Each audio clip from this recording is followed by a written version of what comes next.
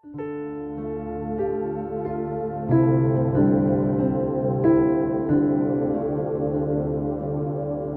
The Lord John भाई। Praise the Lord pastor जी। आप बड़े उदास बैठे हो। मेरी उदासी का एक कारण है, आज बहुत सारे विश्वासी और बहुत सारे पादरी लोग, जो लोग अन्य भाषा नहीं बोलते, उनको कहते हैं कि आपके अंदर पवित्र आत्मा नहीं है। तो मैं चाहूंगा कि आप मुझे इस सवाल का जवाब बाइबल से बताएं कि जो लोग अन्य भाषा नहीं बोलते, तो क्या सचमुच उनके अंदर पवित्र आत्मा नहीं होता? ये बिल्कुल गलत बोलते हैं कि जो अन्य भाषा नहीं बोलते उनके अंदर पवित्र आत्मा नहीं है। बाइबल में पौलुस ने एक बड़ी अच्छी बात कही है कि जो अन्य भाषा बोलता है वो भी ठीक है, जो नहीं बोलता वो भी ठीक है। बोलने वाला ना बोलने वाले को कुछ ना समझे। और आपको पता है कि बाइबल ऐसा नहीं बयान करती कि जो अन्य भाषा नहीं बोलते उनके अंदर पवित्र आत्मा नहीं है। सबसे पहली बात कि बाइबल के अंदर प्रभु यीशु मसीह ने कभी भी अन्य भाषा नहीं बोली। और आपको पता है, मैं आज की आपकी उदासी बाइबल से वर्ष को पढ़ाकर दूर कर दूंगा कि बाइबल में इसका प्रूफ है कि जो लोग अन्य भाषा नहीं बोलते उनके अंदर भी पवित्र आत्मा है, और पवित्र आत्मा आपके अंदर भी है। जब हम पढ़ेंगे पहला कुरिन्थियों 12 अध्याय उसकी 3 आयत मैं चाहूंगा कि आप रीड करें और आपको पता चलेगा कि आपके अंदर पवित्र आत्मा है।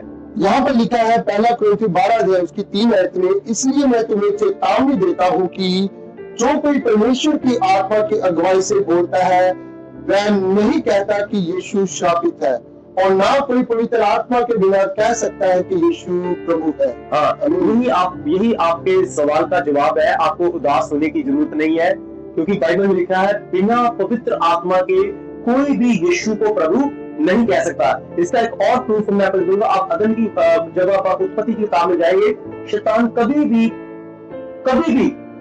वो परमेश्वर कहता है, लेकिन कभी भी वो प्रभु नहीं कहता, क्योंकि उसके अंदर पवित्र आत्मा नहीं है। आप यीशु को क्या कहते हो? प्रभु। इसका मतलब आपके अंदर पवित्र आत्मा है।